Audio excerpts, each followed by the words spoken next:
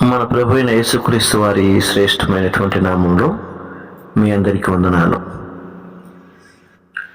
దేవుడు ఈ లోకంలో మనల్ని ఎందుకు ఉంచాడు అనే సంగతి ఆలోచిస్తే, దేవుని కొరకు మనము ప్రకాశించే వ్యక్తులుగా ఉండాలి అనేది దేవుని ఉద్దేశం. యోహాను సువార్త 1వ అధ్యాయం 5వ వచనం కనుక చూస్తే, వెలుగు చీకటిలో ప్రకాశిస్తుంది అనే విషయం అనేది మనకు ఒకటే అర్థమవుతుంది.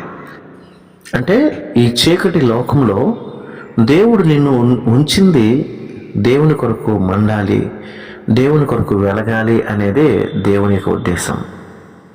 అందుకే యోహాను సువార్త 5వ అధ్యాయం 35వ వచనంలో దేవుని కొరకు మండుచు ప్రకాశిస్తున్నటువంటి యోహాను భక్తుడి గురించి ఒక సాక్ష్యం చెప్పబడింది.